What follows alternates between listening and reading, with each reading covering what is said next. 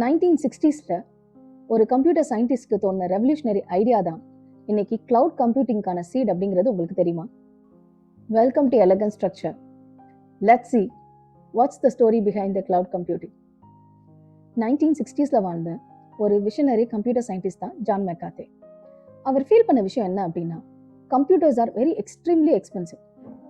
அது மட்டும் இல்லாமல் அது ஒரு கவர்மெண்ட் லேப்ஸோ இல்லை பெரிய யூனிவர்சிட்டிஸோ மட்டும்தான் அஃபோர்ட் பண்ண முடிஞ்சது.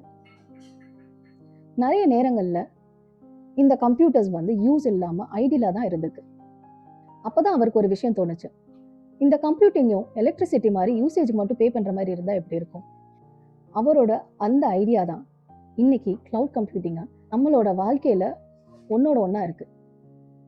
இந்த ஐடியா எப்போ பாசிபிள் ஆச்சு? ஏர்லி 2000s அமேசான் அவங்களோட ஆன்லைன் ஸ்டோரை ரன் பண்ணுறதுக்காக ஒரு பெரிய இன்ஃப்ராஸ்ட்ரக்சர் பில்ட் பண்ணியிருந்தாங்க. அப்போ தான் அங்கே உள்ள இன்ஜினியர்ஸ் என்ன ரியலைஸ் பண்ணாங்க அப்படின்னா, நிறைய ஸ்டார்ட் அப்ஸ்க்கு இந்த மாதிரி ஒரு இன்ஃப்ராஸ்ட்ரக்சர் தேவைப்படுது.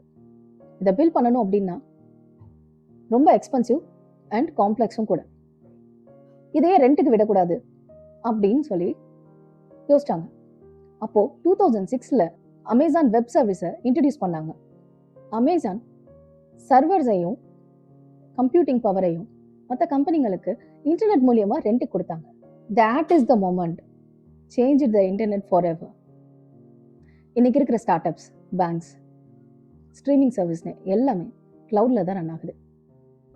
ஒரு கம்ப்யூட்டர் சயின்டிஸ்டோட ரெவல்யூஷனரி ஐடியா தான் இன்னைக்கு வேர்ல்டோட பிக்கஸ்ட் கம்ப்யூட்டராக உருமாறி இருக்கு.